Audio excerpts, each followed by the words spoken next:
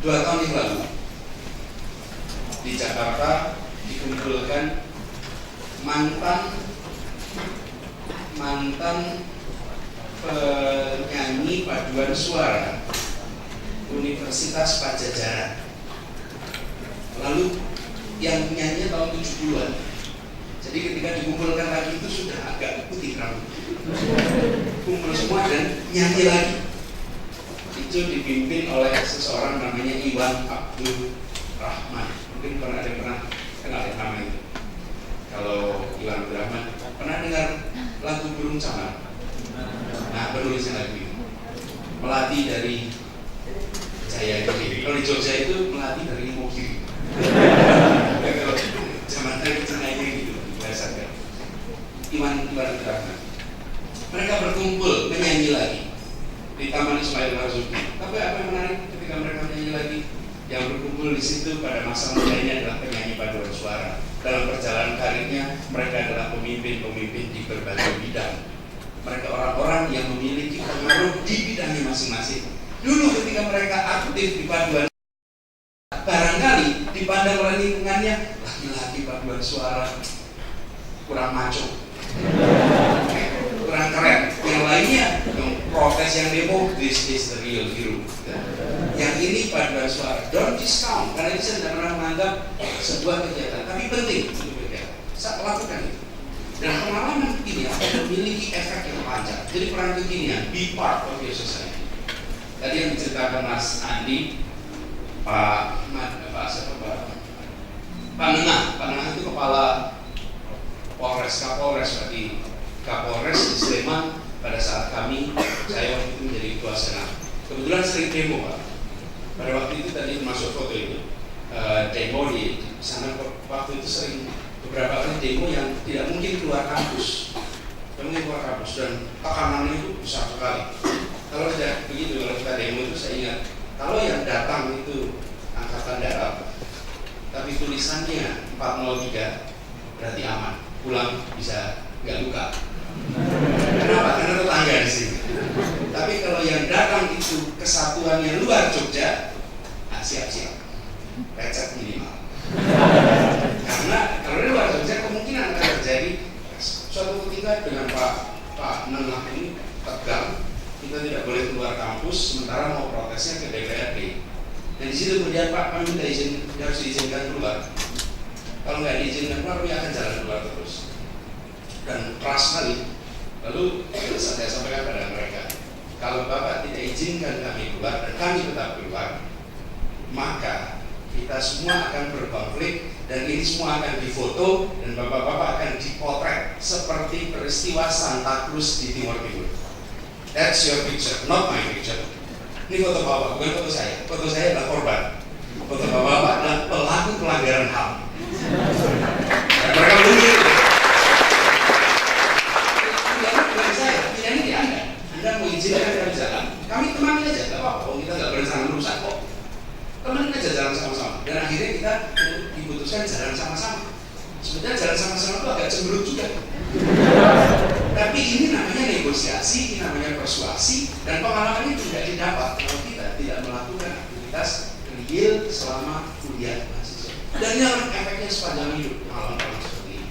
Jadi itu intinya. Yang kedua, ada persiapan ke depan. Anda muda, maka Anda insya Allah ya syariatnya Anda masih harapan hidup di Indonesia itu 73 tahun. Jadi Anda umur 23, sekarang masih punya waktu 50 tahun lagi. Rencanakan seakan-akan mempunyai stok waktu 50 tahun lagi. Kita ini sering tidak merencanakan begitu, seakan-akan hidup kita yang 5 tahun. Ya umur siapa yang tahu ya. Tetapi merencanakan itu boleh-boleh saja. Persiapkan ini. Artinya Anda akan hidup di era yang berbeda dengan sekarang.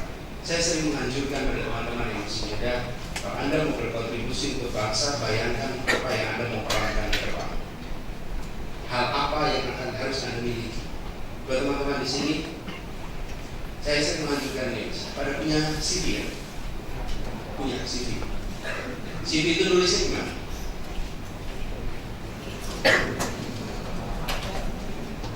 Nama, alamat, terus tempat tanggal lahir, terus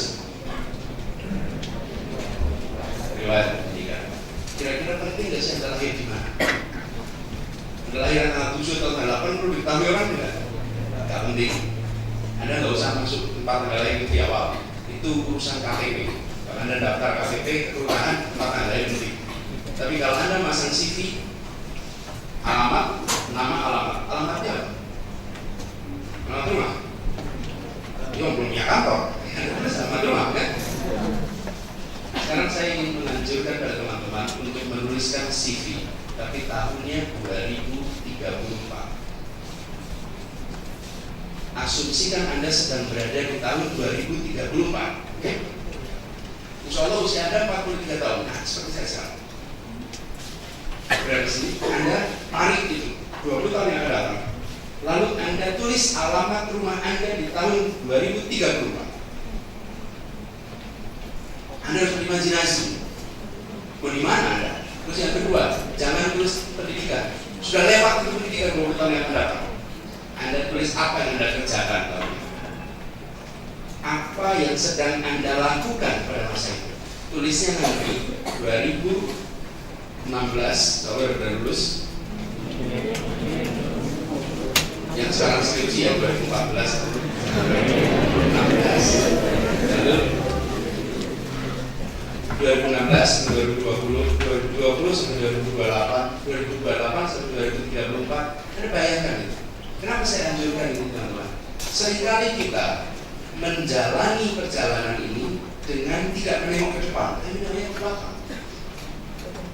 Saya sekolah SD di section, lalu sudah SD SMP, sudah SMP SMA, terlihat semua ujungnya. Kuliah pun terlihat ujungnya. Nanti ada ujian skripsi, terus wisuda, ada urutan itu, atau ujian tugas akhir, terus wisuda. Sesudah itu, Anda tidak punya ujung lagi, teman-teman. You should plan it well. Kalau sekarang, Anda nggak usah melakukan itu masih nggak apa-apa, karena nanti Anda lihat di fase ini ada ujungnya. Next step, Anda nggak lihat lagi ujung itu. Infinite, sampai Anda harus panggil pulang. Di situ sebabnya perencanaan ini menjadi sangat penting. Dan tolong masukkan faktor Anda warga negara Indonesia dalam perencanaan itu. Anda warga negara Indonesia, jadi harus melakukan transisi. Ini perencanaan ke depan. Dan kalau ke depan, boleh saya usulkan beberapa item yang penting. Nomor satu, integriti. Indonesia hari ini mengalami kekurangan orang-orang yang bisa mendorong kemajuan dan berintegritas. Ya, yang banyak yang menjadi sarjana, banyak yang sudah pada kuliah, tetapi dari sisi integritas sering banyak masalah. Banyak yang ditangkap-tangkap korupsi itu justru orang-orang yang sudah sangat terdidik. Kami Pak di kampus mewajibkan mata kuliah anti korupsi.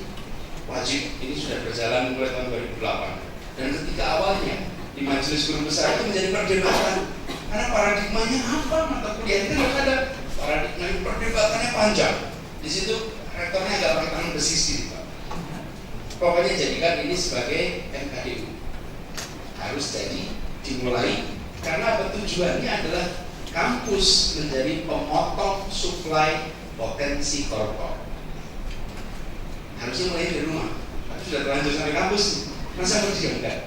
Jadi para mahasiswa melakukan mata kuliah, belajar mata kuliah ini, dan ujungnya harus menulis karya tulis atau karya ilmiah berdasarkan investigasi di lapangan, menunjukkan pada anak-anak bagaimana prakteknya di lapangan. Ternyata kita temukan banyak di antara para mahasiswa. Ini tes ini dilakukan di 12 kota yang pemahaman tentang korupsinya ternyata salah atau permisif. Terlalu banyak hal tidak dianggap sebagai korupsi. Terlalu banyak hal dianggap sebagai hal yang biasa. Ada satu tim yang melakukan penelitian tentang kutipan supir mobil dinas.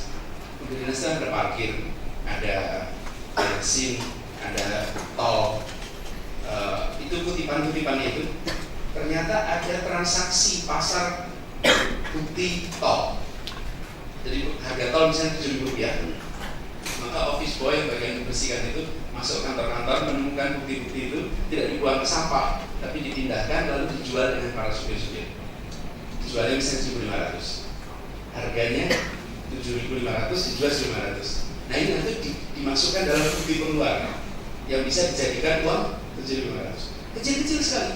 8 menit, dan ketika sudah dilakukan itu semua, ketemu seluruh Indonesia per tahun sekitar 350 miliar rupiah yang bocor dari seperti itu.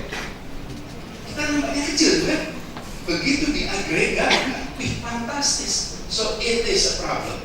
Coba 350 miliar ini dipakai untuk kesejahteraan para supir itu lebih baik daripada harus bocor dengan cara seperti ini. Di situ kemudian bisa dimasukkan pelaporan yang jauh lebih efisien menggunakan teknologi, tingkatkan kesejahteraan. Tapi bagi para mahasiswa, bagi kita yang sedang muda, menyadari bahwa ini adalah sebuah masalah yang besar, tapi kita sering tidak lihat potret besarnya. Integritas. Yang kedua adalah kompetensi. Kompetensi yang ada di bidang Anda masing-masing. Ini, teman-teman sekalian, saya ingin meneruskan yang disampaikan Pak Manut tadi. Pada saat di luar berprestasi, saya akan pulang ke sini turun. Kenapa masalahnya? Dugaan saya, bukan dugaan. Tuntutannya menurun. Di sana tuntutannya tinggi, lalu prestasinya tinggi. Sampai di sini ternyata tidak perlu pakai alat-alat yang canggih, metodologi riset yang canggih, sudah bisa mendapatkan proyek-proyek yang mensejahterakan. Lalu proyek itu saya tidak. Ketika di sana yang dicari adalah pengembangan ilmu pengetahuan.